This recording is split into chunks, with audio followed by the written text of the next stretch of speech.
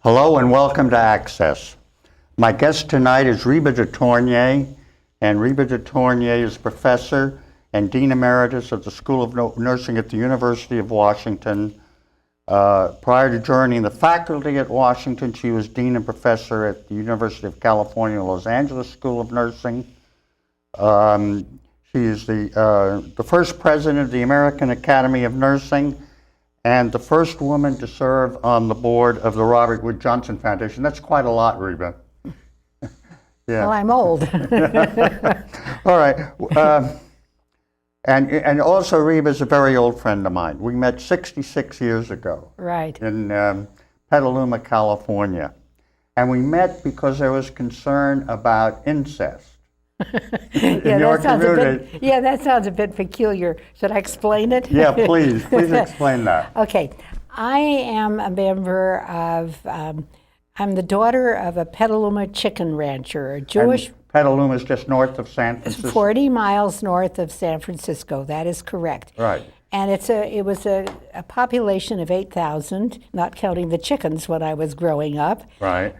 Chicken ranching was a major industry. And my parents came there as one of a small number of Eastern European Jewish people who came there. They were the pioneering group. I guess there were probably about 50 families there when I was growing up. And we children all knew each other really very well. And everybody... There were small ranches, about 6 acres. Yeah, 5, 6 acres. Mm-hmm. And it's interesting that they call them ranches. Once I was doing something in Oklahoma, and I mentioned to someone that I grew up in a chicken ranch, and somebody said to me, how large was it? And I said it was 5 acres, and they just roared. And they said, honey, in these parts, that was a good-sized front lot. So yeah. I don't know why they call it ranches, except that they were animals, not plants. But at any rate, we were a very close-knit community. It was a very anti-Semitic community. The Jews and the Gentiles really did not mix very much. Petaluma was. Petaluma was, exactly. Yeah. And as a result of that, the children there tended not to date each other. And it was an interesting phenomenon, and this is just my own theory about it. It was almost like the children of the Israeli kibbutz. They tended not to date each other or marry each other. It was almost an incestuous type of thing. I don't know, my theory is that there's no glamour or no mystery when you grow up together. And we all knew each other very well. And I talked this over with a couple of my childhood friends who were women.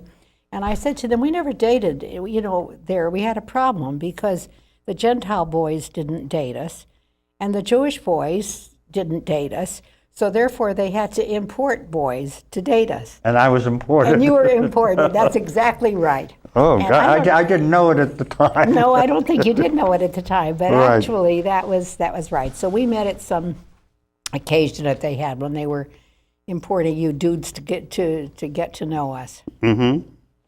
Okay, you say that the farmers, one reason they went into chicken ranching was so that they could have it was an early morning trade, and in the afternoon they could go down and sit in front of the supermarket, in front of the store, and talk politics. And it was very politically aware, and that the supermarket actually put out a bench. They put out benches for them to do that, exactly. Yeah. Well, the reason that they went into chicken ranching was an economic one. They didn't want to be small businessmen. They were all kind of anti-capitalistic, and so therefore, and there was a Jewish philanthropist, I think his name was Abraham Koss, who gave money all over the country to get Jewish people into farming. You see, where they came from in Eastern Europe, they couldn't own land. Right. And so this was an. But there was quite a bit of that. There were Jewish farmers in Iowa, and big Jewish ranchers in New Mexico. Exactly. Yeah, so this was not unique. There were other kinds of things. I think the uniqueness, or I don't know if it's really unique. It must be fairly unique because anthropologists have always come around trying to study us. No, really. Yeah. When my mother was still alive, some anthropologist came and interviewed her, and then interviewed my sister and me, and they asked all these kinds of questions because they were fascinated, because it was sort of a close type of a community there. And then later, after the war, in came the German Jewish refugees, etc. But the pioneering group were all from my parents came from the Ukrainian area, some were Litvians and wherever. And you once said there was a certain amount of conflict between the German Jews there and the Eastern European Jews? Well, it was a matter of newcomer, old-timer kind of a thing. More than anything. Yeah, I think so. But the customs were somewhat different. The German Jews were much more assimilated as Jews than the Eastern European Jews. And they for example, none of them were religious. As a matter of fact, they were rather adamantly not religious. So you celebrated the holidays, Yes. but not religious. There was no Yes. such thing as a bar mitzvah. Oh no! Oh, You were all goodness. atheists.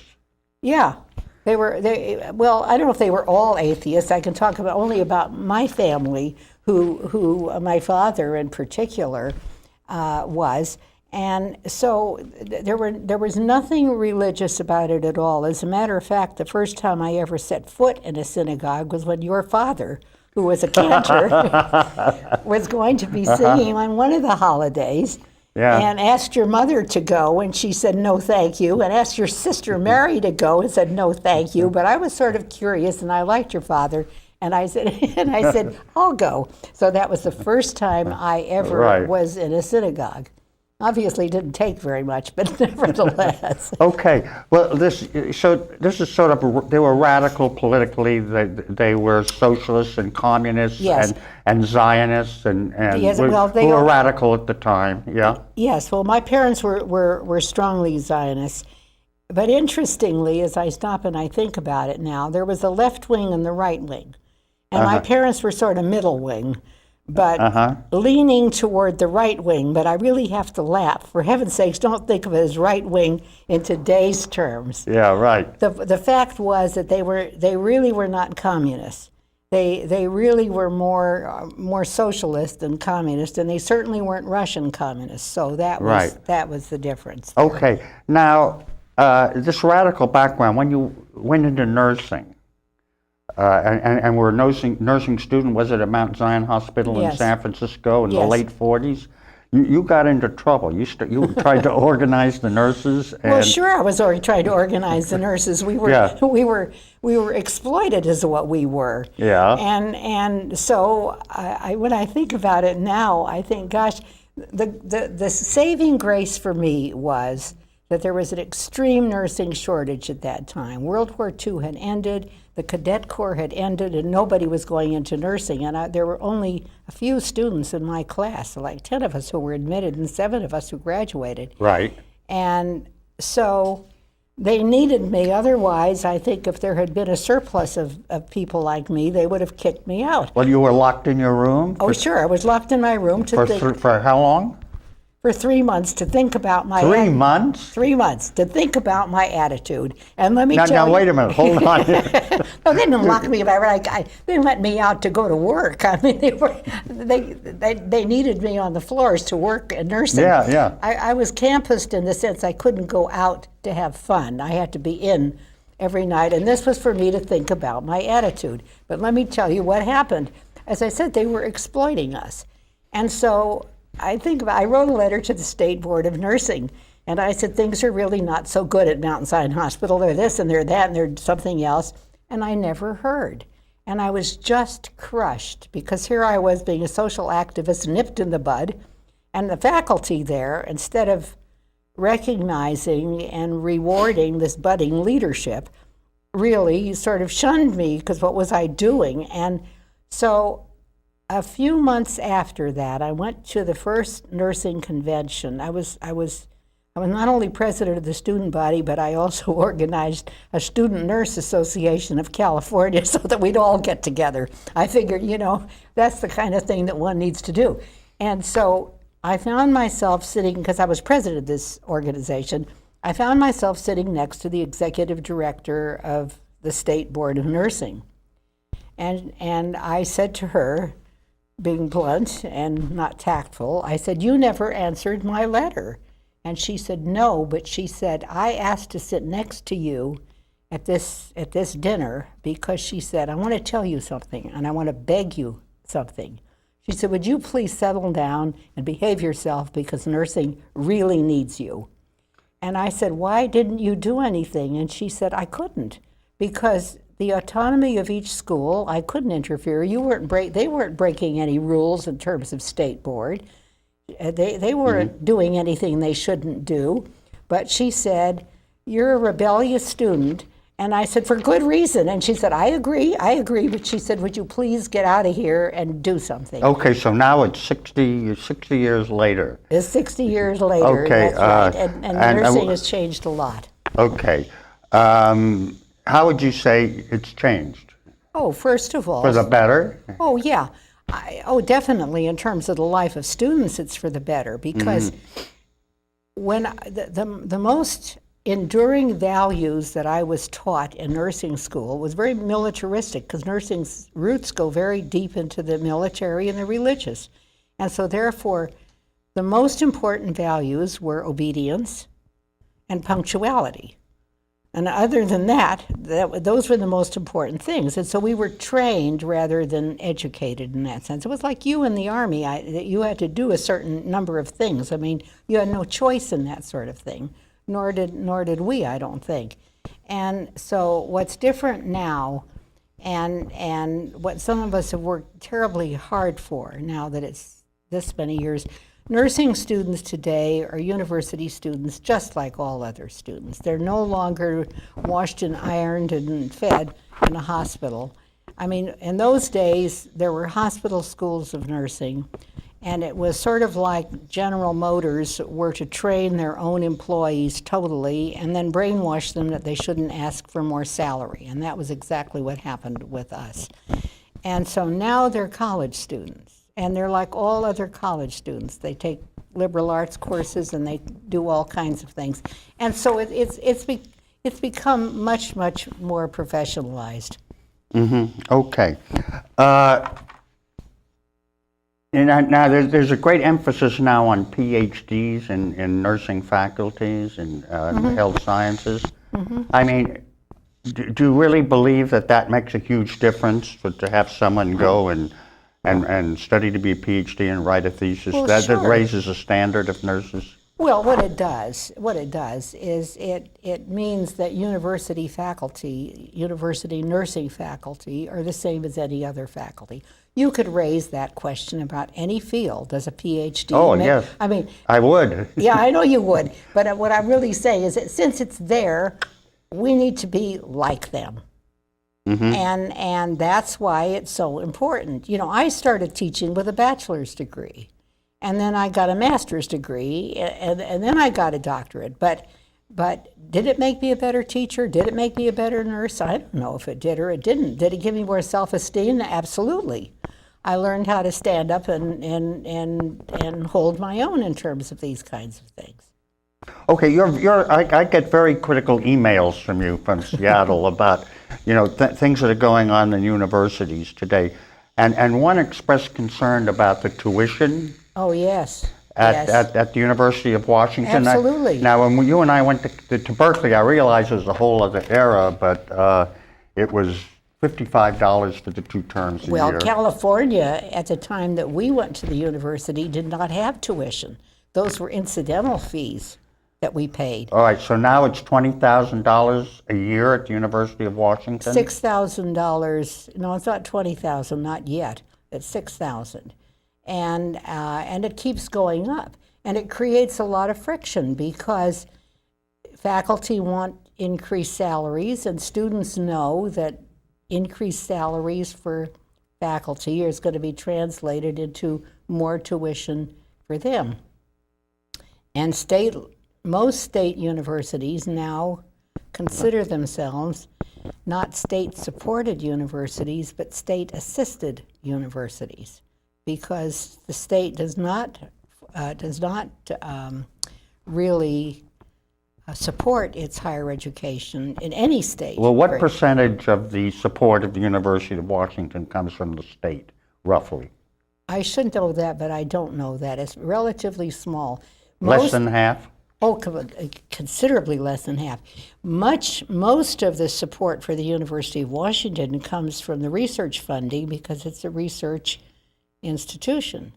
And here you come into another problem with universities, and that is that most of them see their mission more in the area of their research because it brings money in and it brings prestige in rather than their teaching mission.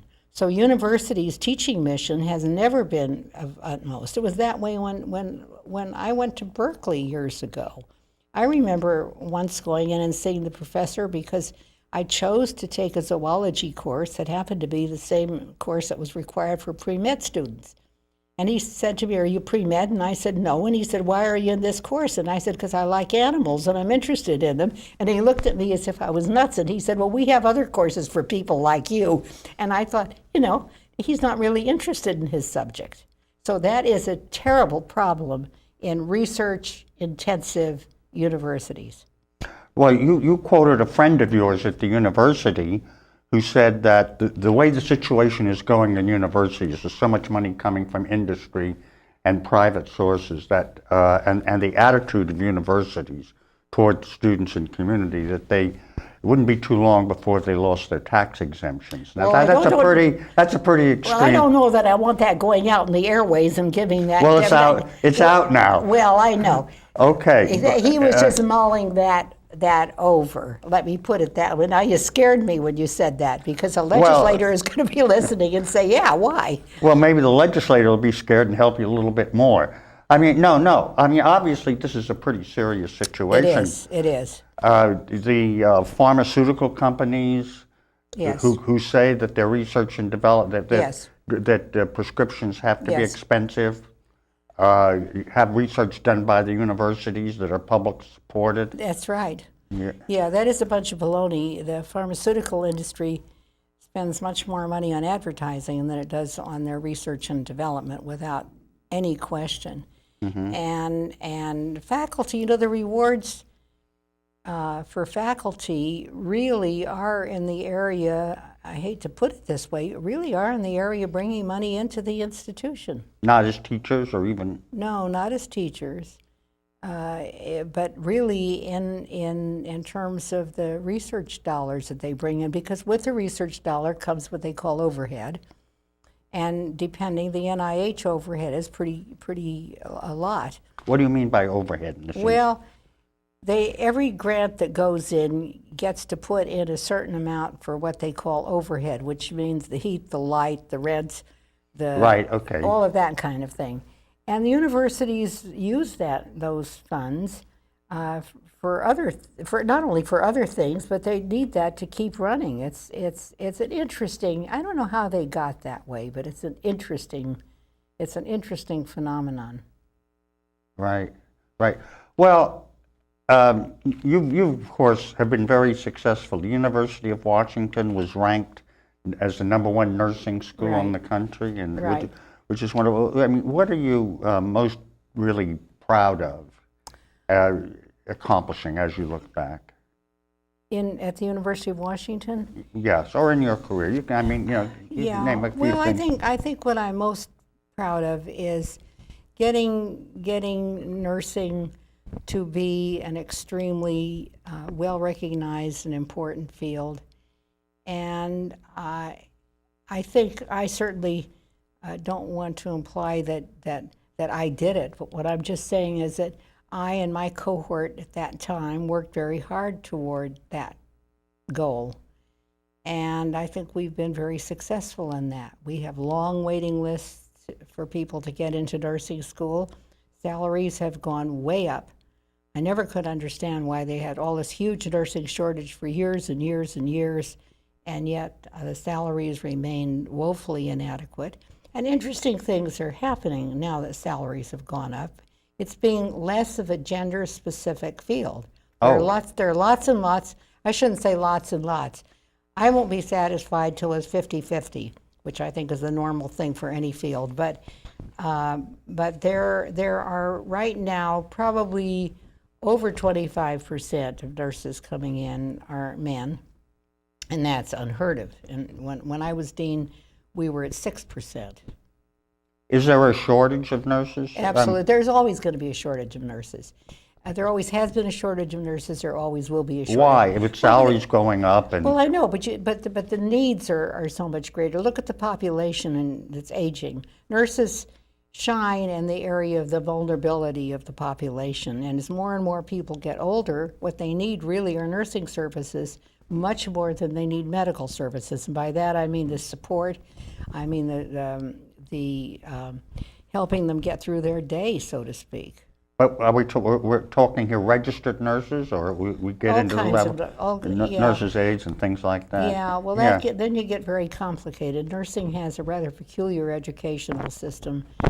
You could become a nurse in 2 years in a junior college program or a community college program or a 4-year program, or now we have entry master's program. As a matter of fact, some years ago I was interviewed by someone, and he said, well, now tell me how one becomes a nurse. And I thought, oh my God. So I've got to wade into this. And I talked about the 2-year, the 3-year, the 4-year, and he looked at me and he said to the people out there, he said, listen to that, folks. He says, nursing has something for everybody. And I thought, well, that was really putting a positive spin on that. Right. Yeah.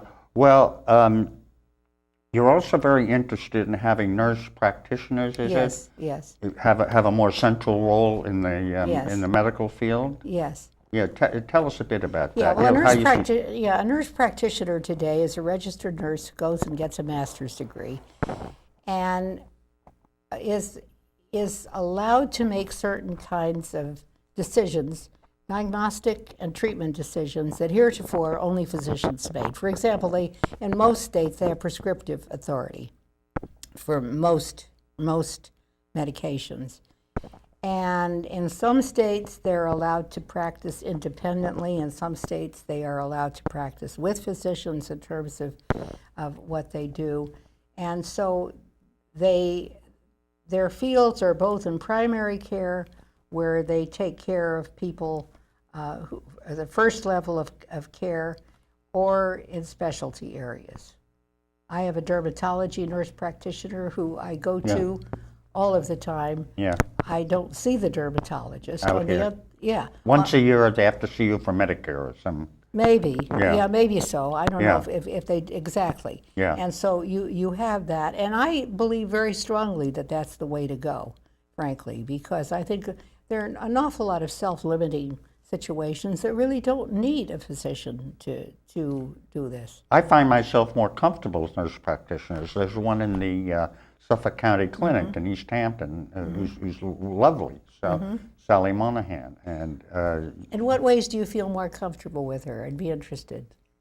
well, she makes a much better personal connection. Okay. She doesn't leave the impression that look, you're a good guy, but I have 19 other people waiting. Yeah. She makes her appointments. She Yes. keeps everything very well organized. Yet she doesn't presume to know more than she knows. And Yeah. if something comes along, she'll say, well, we might want to refer this to the doctor. Yeah. I find it terrific. Yeah. And, I run into nurse practitioners at the cardiologist and at the dermatologist and all that kind of thing. I'm perfectly happy with it. Because the doctors come in and I think they kind of have this business, I'm a busy man attitude. Yeah, well, the studies that have been done indicate that patient satisfaction usually is higher with nurse practitioners. I'm not surprised. And the trust is very high with nurse practitioners. So it's been a very successful experiment to do this. Now, there is some competition in terms of this, as you would imagine. How? Tell me about it. Well, some physicians don't particularly embrace this concept. But they hire nurse practitioners, don't they, to do certain work? Yes and no. No. Interestingly, the ones that have hired nurse practitioners most come into the health maintenance organizations. I don't know how many that you have here, if any. We have Group Health Cooperative in Seattle, and then of course there's Kaiser, which is all over California and some other states. And when physicians have difficulty getting positions, then they Difficulty getting. getting a position. In other words, if there's a surplus of physicians, which here and there, in some desirable locations, there are, that instead of going to where the jobs are, which means serving some underserved, they would prefer to fight with the nurse practitioners who are eroding into their territory. That's very interesting. Yeah. Yeah. Well, how are nurse practitioners trained? You say they're nurses with a master's degree. Yes, they're nurses with a master's degree. And in the very beginning with the nurse practitioners, when I was at UCLA, when we had one of the early nurse practitioner programs, in the very early years, we had to hire physicians to teach them because we didn't know how to teach diagnostic treatment types of things. Today, there are enough nurse practitioners with PhDs teaching the nurse practitioners in the master's level program. And as a matter of fact, nationwide, many of those programs are now going into a doctor of nursing. Now that is going to confuse the public totally, and I know what you're thinking. I know what you're thinking. Well, I know, I can read your mind. It's going to confuse the public totally. And because then the public is going to say, are you a doctor or are you a nurse? And you say, well, I'm a nurse and I have a doctorate. Okay, we're down to 45 seconds here. Oh, first really? of all, I want to say this is the first of two programs. So we'll be taping next week. And then I want to get into your primary interest, which is long-term care. Yes, right. You get into that. Okay. And hospice care. Okay. Which you know. Yeah, long-term care is my favorite subject. Oh, yeah, okay, good. All right, that's Rheba de Tornyay, a professor and Dean Emeritus of Nursing at the University of Washington, and done a lot of other stuff during his career, in addition to growing up as a Jewish chicken rancher's daughter in Petaluma, California in the 1930s and 40s. So thank you very much, Right. Rheba. Yeah, okay, we'll do more. Okay. All right.